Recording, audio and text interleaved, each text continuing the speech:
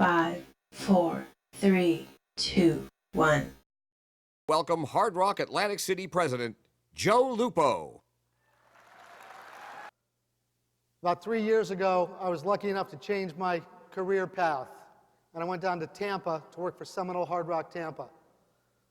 I went there, worked with some new people, worked with a great property, one of the most profitable casinos in the entire country.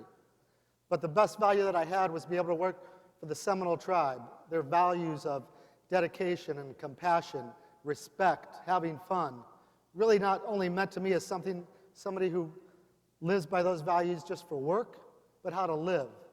And that's what I think all of us, we need to always remember that. So with that backbone and that fundamental of that Seminole tribe, I also couldn't be more proud to have the chairman of the Seminole tribe of Florida, Chairman Marcellus Osceola, here today.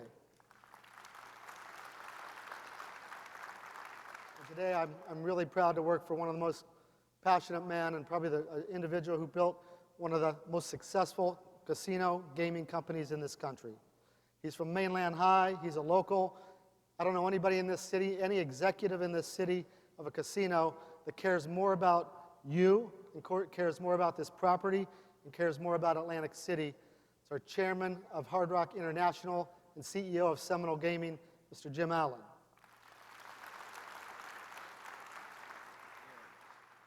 I'm going to talk in a moment about some of the projects and the continued reinvestment that we're committed to do in this building and the reason why Hard Rock is so amazingly successful now is because the Seminole Tribe of Florida purchased the company, but more importantly, about 4 or 5 years ago, they said, Jim, we've had such amazing success with our 7 casinos in Florida, of which 2 of them are branded Hard Rock. We want to utilize the strength of the tribe, the balance sheet of Seminole Gaming, to really take this to another level. And that was the catalyst to purchase Hard Rock Atlantic City.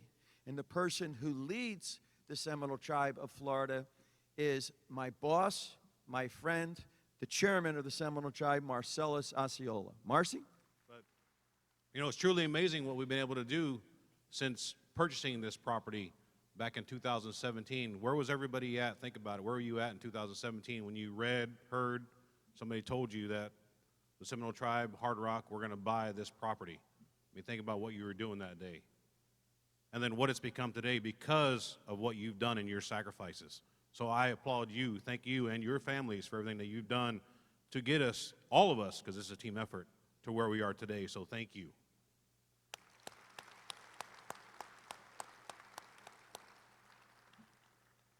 Sure, the Seminole Tribe and Hard Rock International, with the help of Jim, the Tribal Council, you know, we were able to purchase this property. We were able to turn it in and invest money into the property. And not only invest money into the property, but invest money into the city, to the state of New Jersey. Employ people, put food on the table, help keep roofs over houses, clothes on everybody's back.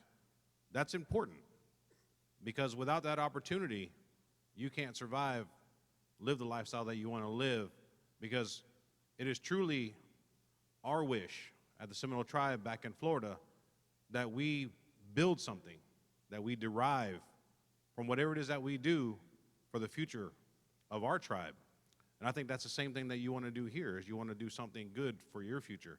Not just your future, but your children and your grandchildren. We always strive to have something better for them. We'll go without so that our children can go with. And that's always the case in life. I can remember growing up, my father telling me that same thing. I wanted an $80 pair of shoes so I can go to school, right, with a brand new pair of shoes, brand new pair of pants. And we didn't have a lot of money then. You know, it's tremendous.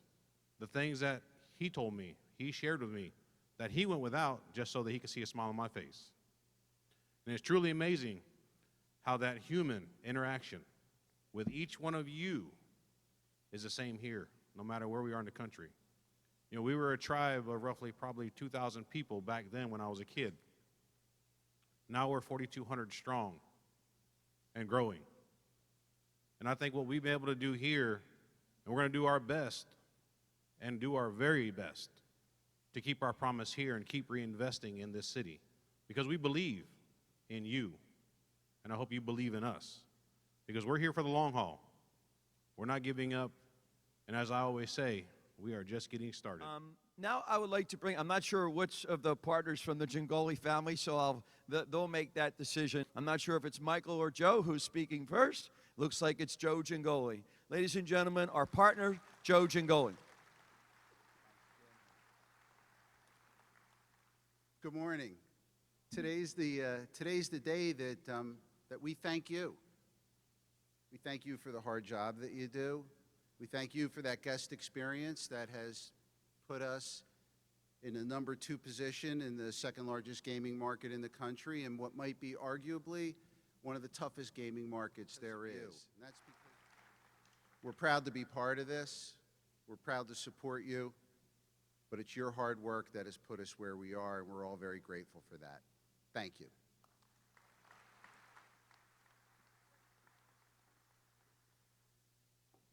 The other half of the partnership, Mr. Michael Gingoli.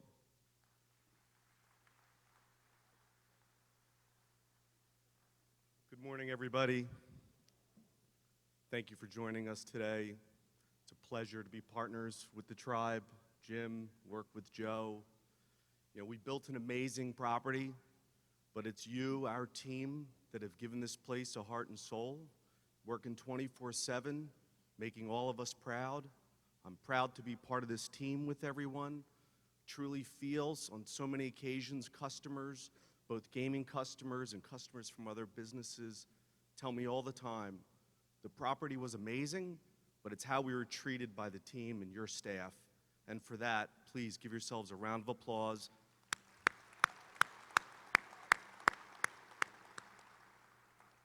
And thank you from all of us.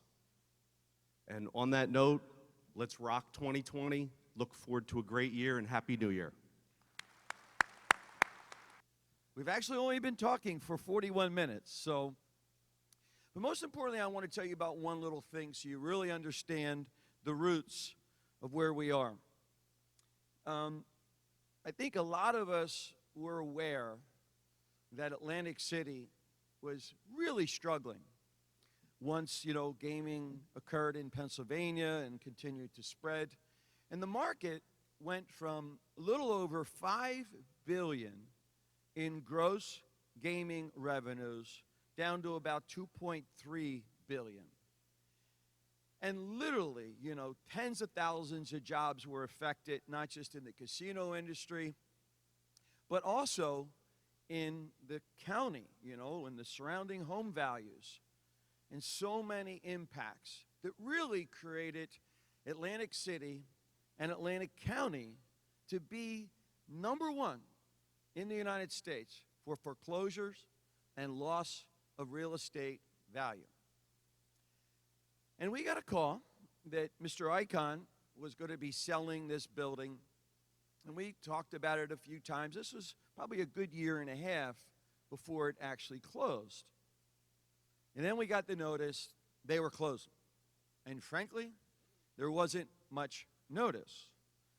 But what many of you may not realize is that Hard Rock was a tenant in this building, which is now Council Oak, used to be the Hard Rock Cafe. And they were employees of Hard Rock Cafe International. Actually, Hard Rock Cafe USA was the entity that the lease was with, not involved with Trump Taj Mahal, not involved with Carl Icahn. And I think at the time it was about 170, 180 employees. I knew personally that laying those employees off or creating an environment for more hardship was just not something that I was prepared to live with. So I went to the board, not to the tribal council, of Hard Rock International. That's that one that I have that other title, which I'm the chairman of. And I said, I don't want to close the cafe. So there's going to be no rooms. There's going to be no one in the building. But I want to create a really cool marketing plan. I want to work with the unions. I want to figure out a way that we can keep this open so that we can continue giving these individuals jobs, employments for themselves and their families. How many people are aware of that? Very, very, very unique situation. I told the board we'll probably lose at least $2 or $3 million minimum. And I said, if the company doesn't want to do it, I want the approval to pay for it personally. That's how passionate I am about employment and giving back. So we opened 18 months ago, June 28th, 2018. It's been a great year and a half for us. These gentlemen on stage here invested, and the Seminole Tribe invested over $500 million in this property. That's one of the things that makes this property different here in Atlantic City. It's helping to create our success. We have the largest hotel in the Hard Rock portfolio, 2,000 rooms. Says a lot for all of you that work so hard day in and day out.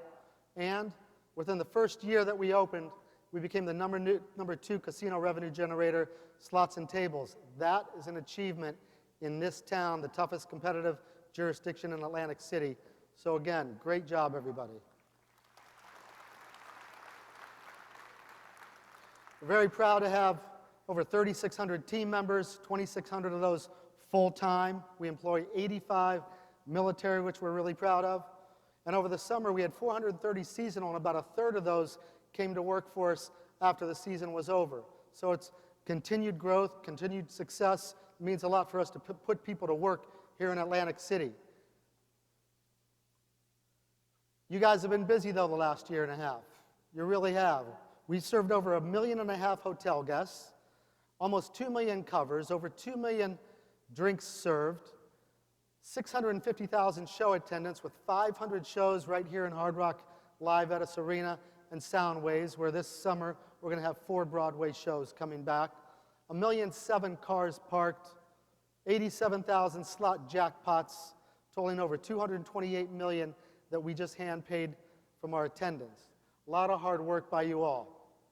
This last year, 2019, the full calendar year, we couldn't be more proud. $324 million in slot and table game revenue.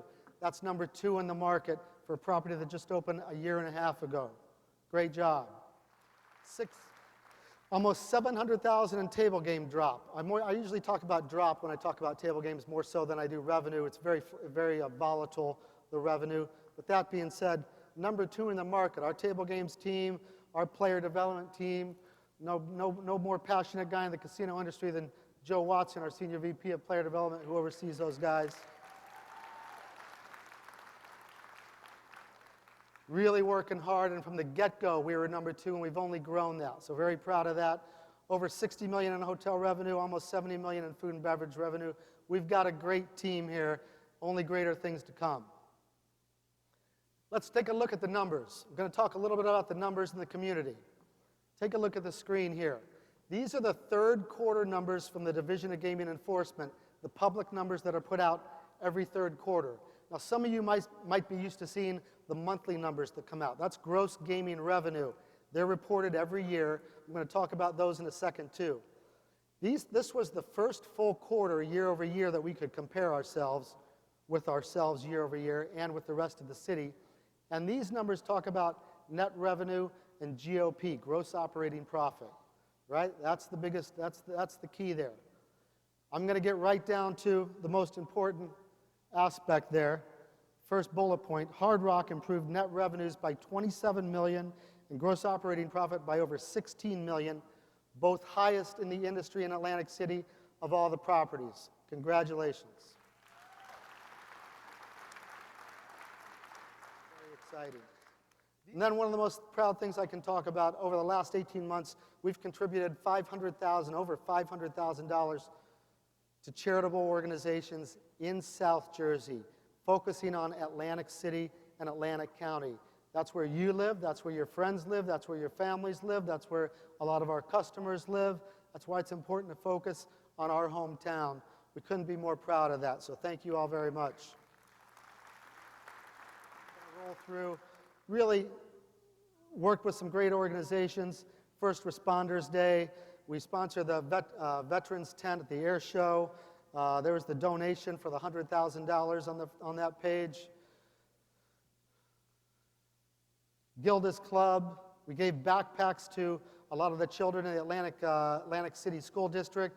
About a year ago, we gave 100 instruments to that same school district. And if you see the pictures here, the great thing about it is not only are we contributing, but you guys are helping. You're part of the city. You're engaged with helping.